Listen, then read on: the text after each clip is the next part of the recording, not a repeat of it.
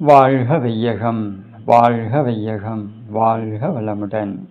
எல்லாம் வல்ல இறைவா, மெய்ப்பொருளே, சுத்த வெளியே, சூழ்ந்தழுத்தும் பேரியக்க பேராதார பேருந்து ஆற்றலே, பேரறிவே, அன்னைக்கு வணக்கம், தந்தைக்கு வணக்கம், அருளாய் நிறைந்துள்ள ஆசான் அருள் தந்தை வேதாத்திரி மகரிஷி அவர்களுக்கு வணக்கம்.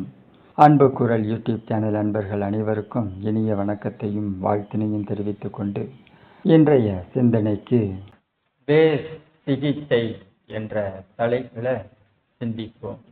நம்முடைய மனதிற்கு பல்வேறு தன்மைகள் இருக்கிறது, பல்வேறு முகங்கள் இருக்கிறது.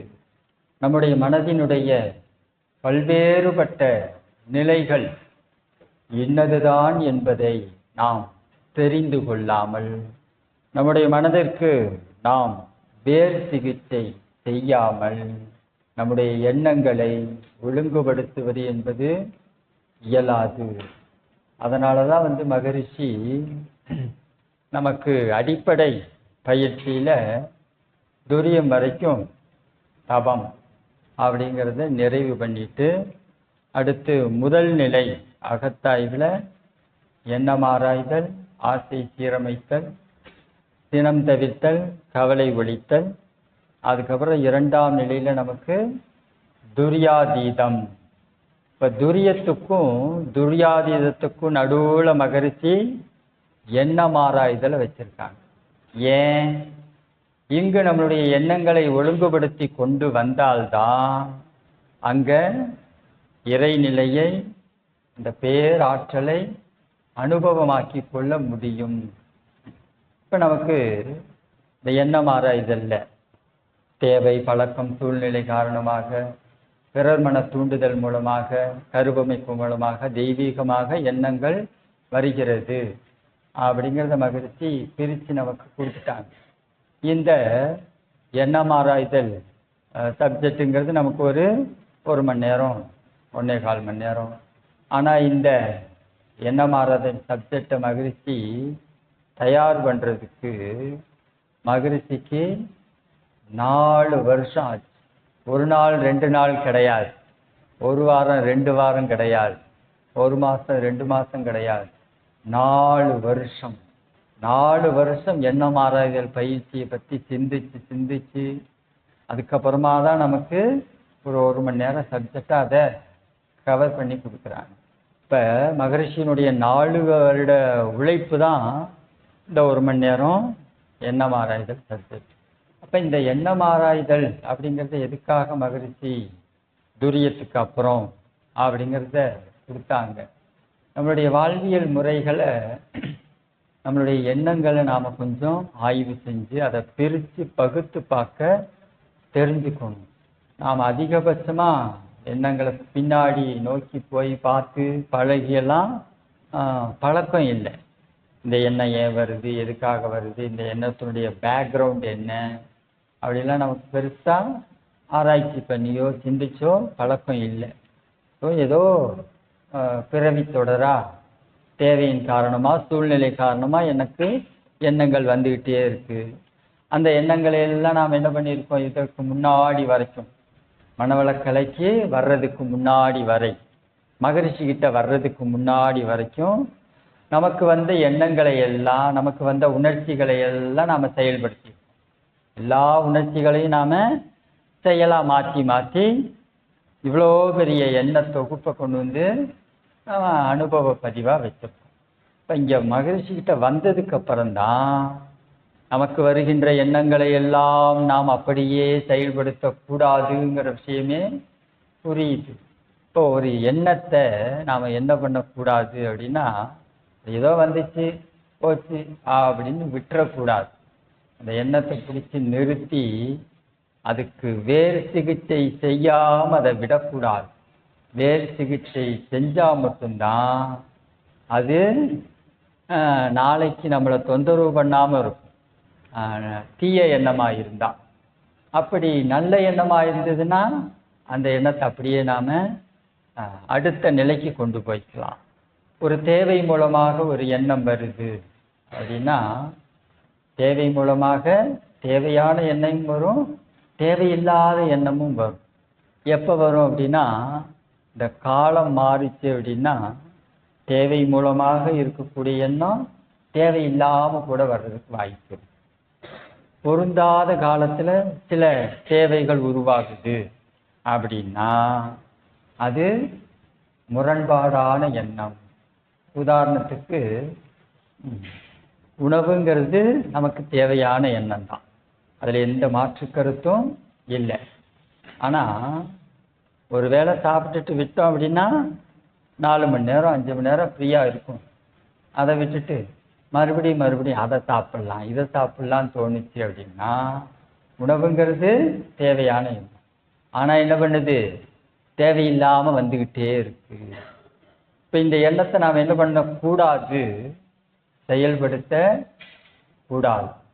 உனக்கு தேவையான உணவை தான் நான் கொடுத்துட்டேன்ல, சும்மா இரு, 4 மணி நேரம் 5 மணி நேரம் வெயிட் பண்ணி அடுத்த உணவு தர்றேன் அப்படின்னு சொல்லி அந்த எண்ணத்துக்கு நாம் அருள் காப்பு சொல்லி, இது மாதிரி இருக்கு சின்ன எண்ணம் தான் இருந்தாலும் அதுக்கு அருள் காப்பு சொல்லி அமைதியாக இரு. பழக்கத்தின் மூலமாக நீ திரும்பி வர்ற, தேவையான எண்ணமுமா இருந்தால் கூட தேவையில்லாமல் வந்துக்கிட்டு இருக்க, கொஞ்சம் வெயிட் பண்ணு, காலம் 4 மணி நேரம் 5 மணி நேரம் ஆகும், அடுத்த உணவுக்கு போகலாம் அப்படின்னு நீங்கள் அதுக்கிட்ட சொல்லி உங்களுடைய எண்ணத்துக்கு உங்களுடைய எண்ணத்தை அறிமுகம் செய்யுங்கள். உங்களுடைய மனதுக்கு அறிமுகம் செய்யுங்கள். நீ இப்படி தான் இருக்கணும் அப்படின்னு சொல்லுங்க. அப்படி இல்லை அப்படின்னா அதோட இஷ்டத்துக்கு அதை என்ன பண்ணும், வருகின்ற உணர்ச்சிகளை எல்லாம் நமக்கு செயலாக மாற்றுறதுக்கு தூண்டிக்கிட்டே இருக்கும். பழக்கத்தின் மூலமாகவும் தேவையில்லாத எண்ணங்கள் வரும், தேவையான எண்ணமும் வரும், தேவையில்லாத எண்ணமும் வரும். அதையும் நாம் விட்டுறக்கூடாது, அதையும் நாம் ஒழுங்குபடுத்திக்கணும். பிறர் மன தூண்டுதல், நாம் சரியாக இந்த எண்ணம் ஆராய்தல் பயிற்சியில் செட்டாக இருந்தோம் அப்படின்னா எல்லா எண்ணமும் பிறர் மன தூண்டுதல் தான். நமக்குன்னு சொந்தமாக இருக்கிற எண்ணங்கள் ஒரு 4-5 தவிர பாக்கி எல்லா எண்ணமும் பிறர் மன தூண்டுதலால் தான் வந்துக்கிட்டே இருக்கு. இப்போ திரும்ப பிறர் மன தூண்டுதல் எல்லாமே நல்ல விஷயமா இருக்குமா? அங்கே தான் நம்ம கொஞ்சம் ஆராய்ச்சி பண்ணணும். நல்லவைகளும் இருக்கும், அதில் தீயவைகளும் இருக்கும்.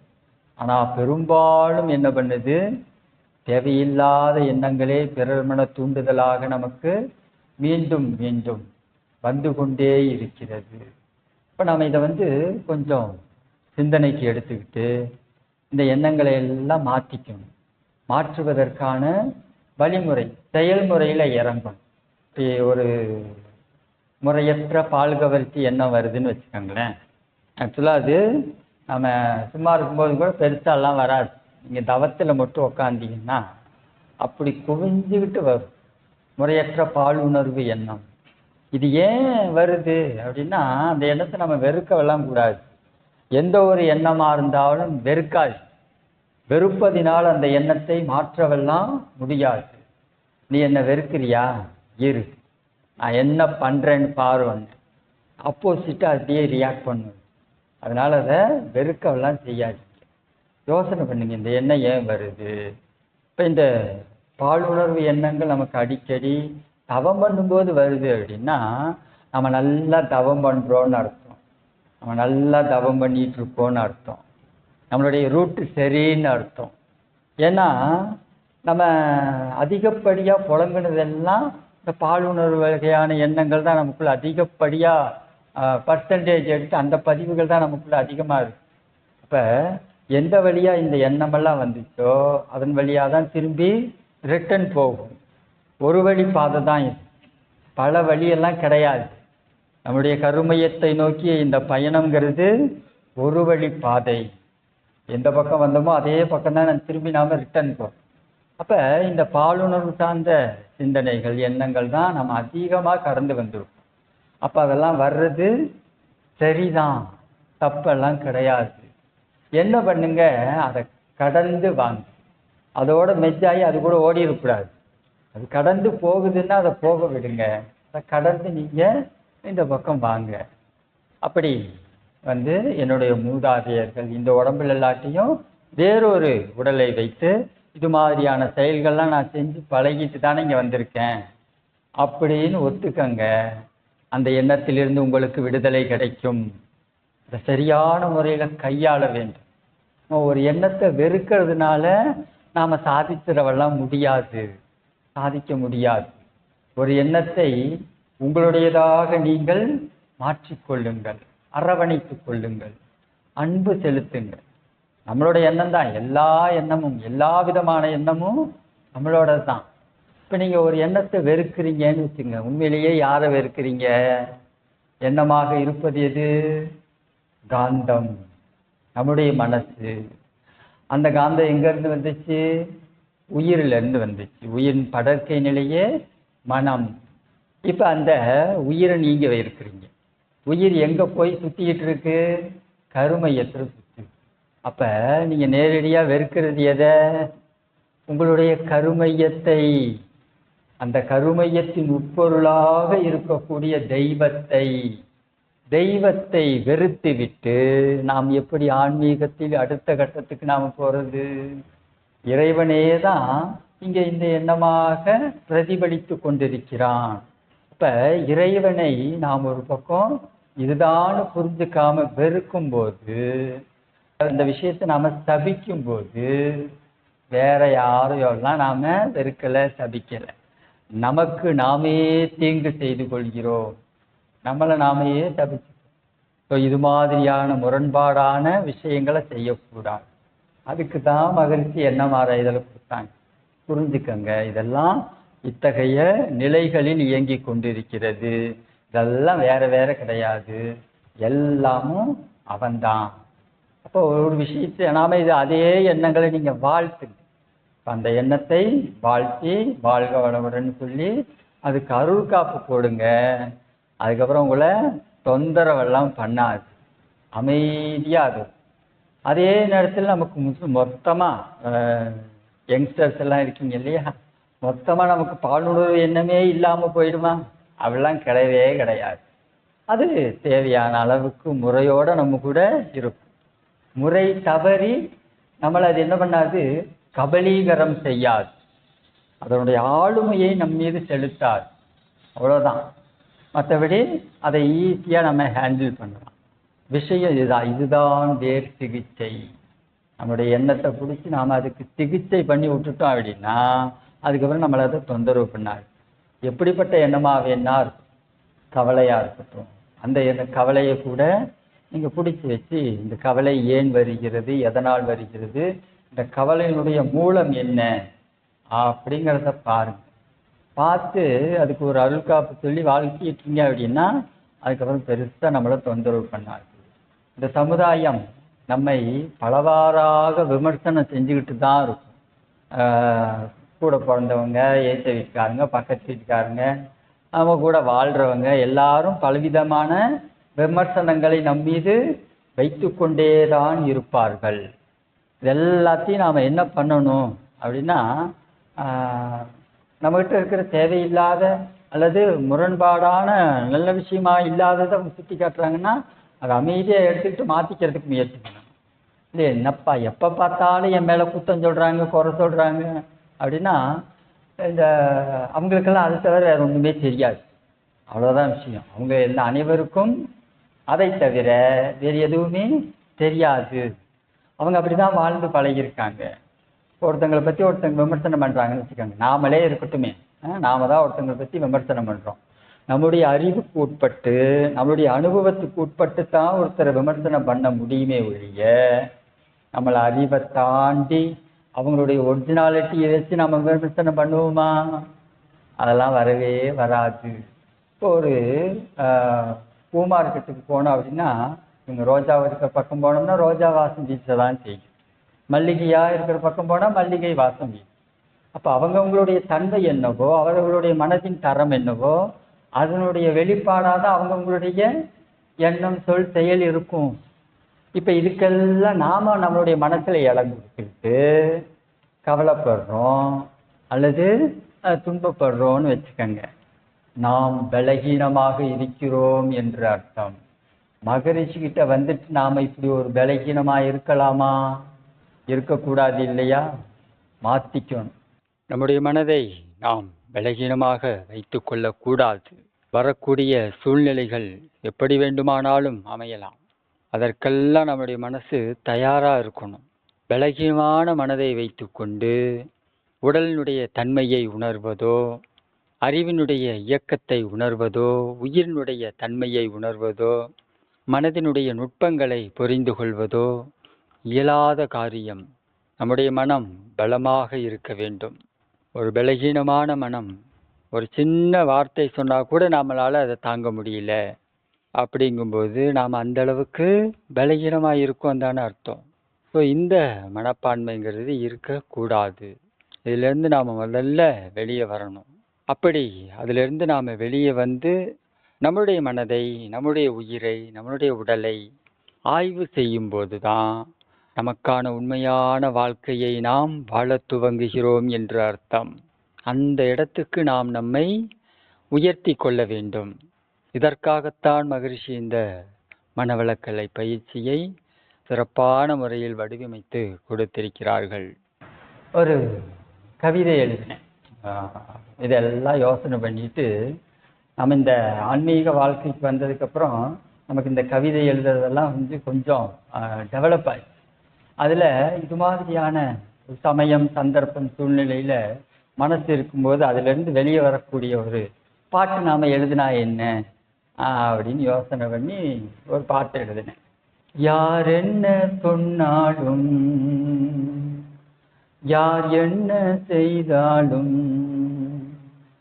யார் என்ன எண்ணினாலும், யார் என்ன சொன்னாலும், யார் என்ன செய்தாலும், யார் என்ன எண்ணினாலும் வாழ்க வளமுடன், வாழ்க வளமுடன். என் அருள் தந்தை தந்த பயிற்சி அன்பான ஞான பயிற்சி, இதை விட்டு விலகாது வாழ்க வளமுடன், வாழ்க வளமுடன். பட்டமரம் பூ பூக்கும் வாழ்க வளமுடன், பாலைவனத்தில் நீர் சுரக்கும் வாழ்க வளமுடன், கார் இருள் காலம் மாறும் வாழ்க வளமுடன். யார் என்ன சொன்னாலும், யார் என்ன செய்தாலும், யார் என்ன எண்ணினாலும் வாழ்க வளமுடன், வாழ்க வளமுடன். வாழ்த்திட்டு அமைதியாக நம்மளுடைய வாழ்க்கையை நாம் வாழலாம். அடுத்தவர்களுடைய விமர்சனத்துக்கெல்லாம் நம்முடைய மனதை நாம் பாழ்படுத்தி கொள்ளக்கூடாது. ஏன்னா மகரிஷி நமக்கு கொடுத்திருக்கிறது, இறைவன் நமக்கு கொடுத்திருக்கிறது மிகப்பெரிய வாய்ப்பு. இந்த வாய்ப்பை தேவையில்லாத விமர்சனங்களுக்கெல்லாம் சிதற விட்டு விடக்கூடாது. நம்மளை நாம தான் பாதுகாத்துக்கணும். நம்முடைய வாழ்வியல் அமைப்பை நாம் தான் ஒழுங்குபடுத்தி கொள்ள வேண்டும். நம்மளுடைய எண்ணங்களை இது மாதிரி நம்ம பாதுகாப்பாக வச்சுக்கணும். பலகீனமாக இருக்கக்கூடாது. ஆனால் அதெல்லாம் வரும். ஆரம்ப காலத்தில் வர்றதெல்லாம் தவறு கிடையாது. ஏன்னா பல கோடி ஜென்ம காலமாக நாம் அப்படி தான் வாழ்ந்துருக்கோம். அப்படி வாழ்ந்து வாழ்ந்து பழகி வந்த பதிவுகள் நம்மிடையே அவ்வப்போது எழுச்சி பெறத்தான் செய்யும். தவறே கிடையாது. ஆனால் என்ன பண்ணிடக்கூடாது, அதுலேயே வாழ்ந்துட்டு இருக்கக்கூடாது, அதுலேயே வாழக்கூடாது. அதுதான் தப்பாக போயிடுச்சு. அதெல்லாம் கடந்து வந்துடணும். நம்முடைய வாழ்க்கையை நாம் வாழ்கிறதுக்காக மகரிஷி பல விஷயங்களும் சொல்லியிருக்காங்க. இந்த குண்டலினி யோக பயிற்சி செய்யக்கூடிய ஒரு கருமையம் 10 வருட காலத்தில் கண்டிப்பாக ஒரு மாற்றத்தை சந்தித்தே தீரும். அடித்து சொல்கிறாங்க மகரிஷி. நம்முடைய காயக்கல்பம், உடல் பயிற்சி, குண்டலினி யோகம் செய்யக்கூடிய ஒரு கருமையம் 10 வருஷம் கழித்து கண்டிப்பாக ஒரு மாற்றம் வந்தே தீரும். அப்போ அந்த மாற்றத்தை நோக்கி நாமும் என்ன பண்ணிக்கணும், கொஞ்சம் கொஞ்சமாக நகர்ந்துக்கணும். ஏதோ இன்னைக்கு தீட்சை எடுத்துட்டு ஒரு 4 நாள் செய்கிறோம், அமாவாசைக்கு ஒரு தடவை, பௌர்ணமிக்கு ஒரு தடவை, பஞ்சபூத நவக்கிரகத்தாவும், அதெல்லாம் வேலைக்கு ஆகாது. அப்படியெல்லாம் இல்லை. ரெகுலராக தினந்தோறும் நம்முடைய பயிற்சிகளை செஞ்சுக்கிட்டே வந்தோம் அப்படின்னா கண்டிப்பாக 10 வருஷம் கழித்து ஒரு மாற்றம் நடந்தே தீரும். இது இயற்கையினுடைய கோட்பாடு, லோகரிய சிஸ்டம். அப்படின்னா என்ன அர்த்தம் அப்படின்னா, முதலில் உங்களை நீங்கள் தேர்ச்சி அடைய செய்து கொள்ளுங்கள், தேர்ச்சியாய் வாங்க. அதுக்கப்புறம் நாம் என்ன பண்ணலாம்? உணர்தல், அனுபவித்தல், பிரதிபலித்தல். முதல்ல ஒரு விஷயத்தை நாம் உணரணும். நம்முடைய எண்ணங்களுடைய பேக்ரவுண்ட் என்ன, நம்முடைய எண்ணம் எவ்வாறாக செயல்படுகிறது, நம்மளுடைய எண்ணங்களுடைய போக்கு என்ன அப்படிங்கிறதெல்லாம் புரிஞ்சிட்டோம் அப்படின்னா ஸ்டார்டிங் அதுதான். நாம் இந்த பிரபஞ்சத்தை பற்றி புரிஞ்சுக்கிறதுக்கும் அந்த எண்ணம் ஆராய்தலுக்கும் சம்பந்தம் இருக்கு. இறைவனை பற்றிய அறிவாக இருக்கிறது அந்த விஷயத்தை புரிஞ்சுக்கிறதுக்கும் எண்ணம் ஆராய்தலுக்கும் சம்பந்தம் இருக்கு. ஆட்டம்ஸை பற்றி தெரிஞ்சுக்கணும், அதை பற்றியும் எண்ணம் ஆராய்தலுக்கும் சம்பந்தம் இருக்கு. எல்லாத்துக்கும் மூலம் என்ன அப்படின்னா எண்ணம் ஆராய்தல் தான். எண்ணம் ஆராய்தல் நாம் தேர்ச்சி அடைஞ்சிட்டோம் அப்படின்னா இது நம்மளை கூட்டிகிட்டு போகும். ஒவ்வொரு இடமா கூட்டிகிட்டு போய் இதுதாங்கிறத அறிமுகம் செய்யும். ஸோ அந்த நிகழ்ச்சிக்கு நாம் நம்மளை தயார் பண்ணிக்கணும். ஏதோ இருந்த மாதிரியே அப்படியே வாழ்ந்துட்டு இருக்கக்கூடாது.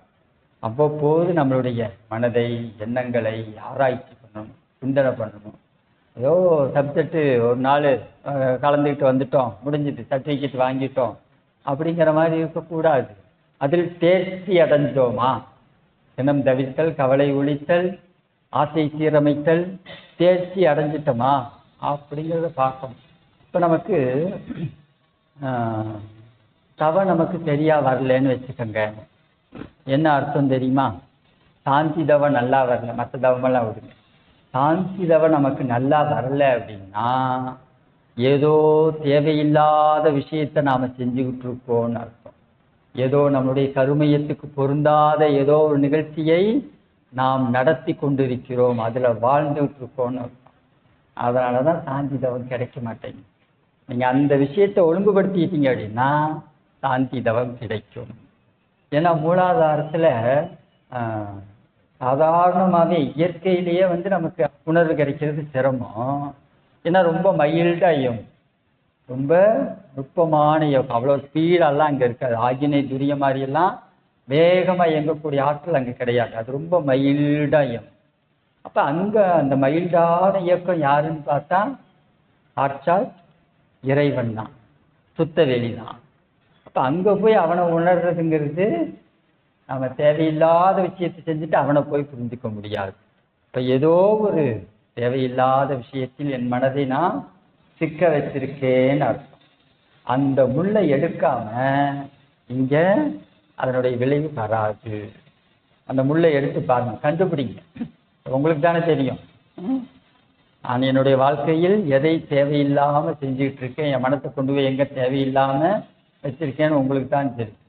கண்டுபிடிச்சி எடுத்து விட்டுருங்க, சாந்திதவம் உங்களுக்கு அவ்வளோ பிரமாதமாக கிடைக்கும், அவ்வளோ பிரமாதமாக கிடைக்கும். அப்போ இது மாதிரியான விஷயங்கள் எல்லாம் நம்ம கொஞ்சம் ஆராய்ச்சிக்கு, சிந்தனைக்கு எடுத்துக்கணும். நம்மளுடைய எண்ணத்தினுடைய பேக்ரவுண்ட் என்னன்னு கண்டுபிடிக்கணும். எண்ணத்தை அப்படியே விட்டுறாமல் அதனுடைய பேக்ரவுண்ட் என்ன, இது எங்கேருந்து வருது, எதனால் வருது, இதனுடைய விளைவு என்ன அப்படின்னு ஒரு சின்ன எண்ணமாக இருந்தாலும் சரி ஆராய்ச்சி பண்ணுங்க. ஆராய்ச்சி பண்ணி தெளிவடைஞ்சிட்டோம் அப்படின்னா, அதுக்கு முடிவு கிடைச்சிருச்சு அப்படின்னா நம்ம அடுத்து பெரிய ஒரு விஷயத்தை எடுத்து ஈஸியாக ஹேண்டில் பண்ணலாம், சிரமப்பட வேண்டியது இருக்காது. நம்முடைய மனசில் இன்னும் நாம் நிறைய விஷயங்களை புரிஞ்சுக்க வேண்டியது இருக்கு இல்லையா? மகிழ்ச்சி சொல்கிற விஷயங்கள்லையே பல விஷயங்கள் நமக்கு புரிய மாட்டேங்குது, அனுபவம் கிடைக்க மாட்டேங்குது. அதுக்கெல்லாம் காரணம் என்ன அப்படின்னா இதுதான், நம்முடைய மனசை இன்னும் நாம் சரியான முறையில் டியூனிங் பண்ணலை, நம்முடைய எண்ணத்தை நாம் இன்னும் சரியான முறையில் ஒழுங்கமைக்கவில்லை என்று பொருள். அப்படி சரியாக ஒழுங்கமைச்சு விட்டுட்டோம் அப்படின்னா அதுக்கப்புறம் நாம் தெரிஞ்சிக்க வேண்டிய விஷயம் அப்படிங்கிறது ஆட்டோமேட்டிக்காக எல்லாம் அதன் வெளியாக. அது வேற ஒன்றும் இல்லை, ஒரு சின்ன அடப்பு. அந்த அடப்பு இருக்கிற வரைக்கும் என்ன பண்ணும், அந்த வழியாக வர வேண்டியது வராமல் தடுத்துக்கிட்டே தான். அதை ஓப்பன் பண்ணி விடணும் அப்படின்னா நம்முடைய எண்ணங்களை நாம் வேறு சிகிச்சை செய்தே ஆக வேண்டும். அதை அப்படியே விட்டுறக்கூடாது. அதனுடைய பேக்ரவுண்டில் அது எப்படியெல்லாம் இருக்குங்கிறத நாம் புரிஞ்சுக்கணும். இந்த கவலைப்படுறது, சினம் கொள்வது, எல்லாத்தையும் நாம் கொஞ்சம் அடுத்தடுத்த நிலைக்கு வந்துடணும். மீண்டும் மீண்டும் இந்த உணர்ச்சி வசப்படுற நிலையிலேயே போயிட்டு இருக்கோம் அப்படின்னா நம்முடைய மனசை கொண்டு போய் இந்த கவலை, சினம், ஆசை இதெல்லாம் நிறுத்தி ரன் ஆகுது அப்படின்னா நமக்கு சில விதமான தொந்தரவுகளும் இடர்பாடுகளும் அவ்வப்போது வரதான் செய்யும். ஏன்னா நம்ம அது மாதிரி தான் இருந்துகிட்டு இருக்கோம். நம்முடைய மனசுக்கு அவ்வளவு இடம்தான் கொடுத்துருக்கோம். அப்போ அதை கொஞ்சம் நாம் அங்கே இருந்தெல்லாம் நம்மளுடைய மனசை வெளியே கொண்டு வரும். அப்படி வெளியே கொண்டு வந்துட்டோம் அப்படின்னா நம்முடைய மனதினுடைய தன்மை மாறிடும், நம்முடைய உயிரினுடைய தன்மை மாறிடும், நம்முடைய கருமையத்தினுடைய தன்மை மாறிவிடும். ஸோ அந்த மாற்றத்தை நோக்கி நம்முடைய வாழ்க்கையை நாம் பயணிக்க வேண்டும். ஒரே இடத்துல தேங்கிடவும் கூடாது. எந்த விதமான மாற்றமும் இல்லாமல் பயிற்சியெல்லாம் பண்ணிக்கிட்டே தான் இருக்கோம், வருஷக்கணக்காக பண்ணுறோம். ஏதாவது மாற்றம் இருக்கான்னா அதெல்லாம் ஒன்றுமே இல்லையே ஐயா. அப்போ அந்த மாற்றம் ஆகக்கூடிய அளவுக்கு நாம் இன்னும் பயிற்சி பண்ணலைன்னு விஷயம். அவ்வளோதான். மாற்றம் ஆகக்கூடிய அளவுக்கு நாம் இன்னும் பயிற்சி செய்யவில்லை. மகரிஷி ஆரம்ப காலகட்டங்களில் நம்மளுடைய மனவளக்கலை பயிற்சிகளை ட்ரெயின்லேயும் பஸ்லேயும் ஊர் ஊராக போய் கற்றுக் கொடுத்துட்டு இருந்தாங்க. அது மாதிரியான காலகட்டம். அப்போ ஒரு தடவை இது மாதிரி பயிற்சியெல்லாம் நடத்தி முடிச்சுட்டு சாயந்தர நேரம் எல்லாம் பிரேக் விட்டுட்டோம். அப்போ கிளாஸில் கலந்துக்கிட்ட ஒரு அன்பர் அவர் சொல்கிறார், அவருக்கு என்ன அவர் சொல்லுவார், பிள்ளையா குட்டியா இது மாதிரிலாம் வாழ்கிறதுக்கு பண்ணுறதுக்கெல்லாம் முடியாது அப்படிங்கிற வார்த்தையை பயன்படுத்துகிறார். அப்போ மகரிஷி கூட இருந்த அந்த அன்பர் என்ன மகரிஷி இவ்வளோ நாளாக பயிற்சியெல்லாம் கொடுக்குறோம் வைக்கிறோம், பார்த்தா கடைசியில் இப்படி சொல்கிறாங்களே அப்படின்னு. அப்போ மகரிஷி அதுக்கு என்னுடைய முயற்சி போதவில்லை, நான் இன்னும் பலமாக முயற்சி செய்ய வேண்டும். அவருக்கு சரியான முறையில் அதை புரிய வச்சுருந்தேன் அப்படின்னா அவர் இப்படி பேச மாட்டார். அப்போ அவருக்கு புரியக்கூடிய அளவுக்கு நான் இன்னும் முயற்சி செய்யவில்லை, நான் இன்னும் என்னுடைய முயற்சியை ஆழப்படுத்த வேண்டும், துரிதப்படுத்த வேண்டும் அப்படிங்கிறாங்க. இப்போ நாமளாக இருந்தால் என்ன பண்ணியிருப்போம், அவருடைய கர்ம வினை, அவருடைய கர்மையத்தன்மை அவ்வளோதான், அவர் அப்படி தான் பேசுவார் அப்படின்னு சொல்லிட்டு போயிருப்போம். ஆனால் மகரிஷி என்னுடைய முயற்சி போதவில்லை, நான் இன்னும் பலமாக முயற்சி செய்ய வேண்டும் அப்படின்னு. அதே மாதிரி தான் நம்முடைய முயற்சி பத்தலை, ஒரு மாற்றத்தை ஏற்படுத்தி அதை நாம் அனுபவமாக்கி கொள்ளக்கூடிய அளவுக்கு என்னுடைய முயற்சி இல்லை. என்னுடைய முயற்சியை நாம் இன்னும் ஆழப்படுத்த வேண்டும், துரிதப்படுத்த வேண்டும். அப்போ அதற்கான வழிமுறைகள் என்ன அப்படிங்கிறத சிந்தனை பண்ணி பார்க்கணும். உங்களுக்கு வாய்ப்பு எப்போதெல்லாம் கிடைக்குதோ அப்போ எல்லாம் மௌனத்தில் கலந்துக்கங்க. உடல் பயிற்சி, காயக்கல்பம், தவத்தை இதெல்லாம் ஸ்கிப் பண்ணிடாதீங்க. வாழ்நாளில் உங்களுடைய வாழ்க்கை கடமையாக உடல் பயிற்சியும் காயக்கல்பத்தையும் ஏற்றுக்கணும். இப்படி யோசனை பண்ணுங்க. கொஞ்சம் ஸ்ட்ராங்கான வார்த்தை தான் இருந்தாலும் நான் அதை அப்படி தான் யோசித்தேன். மகரிஷி இந்த உடல் பயிற்சியை எனக்காகவே ரெடி பண்ணி கொடுத்துருக்காங்க. காயக்கல்ப பயிற்சியை எனக்காக தான் கொடுத்துருக்காங்க. இந்த தவம் இதெல்லாம் மகரிஷி எனக்காக கொடுத்தது. அப்போ இதெல்லாத்தையும் நான் கற்றுக்கிட்டு இதை நான் கடைபிடிக்காமல் போயிட்டேன் அப்படின்னா இது எவ்வளோ பெரிய குரு துரோகம். சாரி, நீங்கள் எப்படி நினைச்சீங்கன்னு எனக்கு தெரியல, ஆனால் நான் அப்படி தான் நினச்சேன். நான் உடற்பயிற்சி செய்யலை அப்படின்னா நான் குரு துரோகி, நான் காயக்கல்பம் பண்ணலை அப்படின்னா நான் குரு துரோகி, மகரிஷி கொடுத்த அந்த சிஸ்டத்தில் நான் வாழலை அப்படின்னா நான் குரு துரோகி, என்னுடைய ஆசானுக்கு என்னால் துரோகம் செய்ய முடியாது. அப்படி துரோகம் செய்து வாழ்வது என்பது வாழ்க்கையாகவும் இருக்காது. நான் அப்படி முடிவு எடுத்தேன். அதுக்கப்புறம் நான் விஷயங்களில் பல விஷயங்கள் மாறி ஜஸ்ட்டு அந்த முடிவெடுத்ததுக்கு அப்புறம் நடந்த நிகழ்ச்சிகள் எல்லாம் வேறு வேறையாக இருந்தது. ஆனால் பார்த்தா ரெகுலர் லைஃப் தான். எப்பவும் போல் உடற்பயிற்சி பண்ணோம், எப்பவும் போல் காயக்கல்பம் பண்ணோம், எப்பவும் போல் தவம் பண்ணோம். ஆனால் விளைவுகள் மாறின. ஏன் அப்படின்னா அது எந்த இடத்துல இந்த பயிற்சியை கொண்டு போய் வச்சோமோ அதற்கான விளைவு. நீ குரு துரோகிங்கிற இடத்துக்கு கொண்டு போய் வச்சிருக்கியா, நீ சரியான ரூட்டுக்கு போயிட்டு இருக்கியில்ல, உனக்கு அடுத்த கட்ட அனுபவம் அப்படிங்கிறது அது மாறும். ரெண்டாவது இப்போ நாம் உடற்பயிற்சி பண்ணுறோன்னு வச்சுக்கோங்களேன். நான் உடற்பயிற்சி செய்யும்போது மகரிஷி என் கூட வாழ்கிறான். நான் காய்கல்பம் பண்ணும்போது மகரிஷி என் கூட வாழ்கிறான். நான் தவம் பண்ணும்போது என்னோடு வாழ்கிறார். அந்த கோட்பாடையெல்லாம் நான் ஃபாலோ பண்ணும்போது என்னோடு வாழ்கிறார். எங்கேயோலாம் கிடையாது. அப்போ இது எல்லாத்துக்கும் பொது. நீங்களும் உடற்பயிற்சி பண்ணுறீங்களா, காய்கல்பம் பண்ணுறீங்களா, உங்களோட சேர்ந்து மகரிஷியும் வாழ்வார்.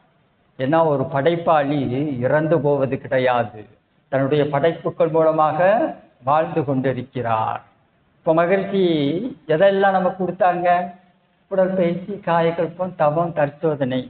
இதோடு நாம் வாழ்ந்தோம் அப்படின்னா மகரிஷியோட நாம் வாழ்கிறோம், நம்மளோட மகரிஷி வாழ்கிறாங்க. அவ்வளோதான் விஷயம்.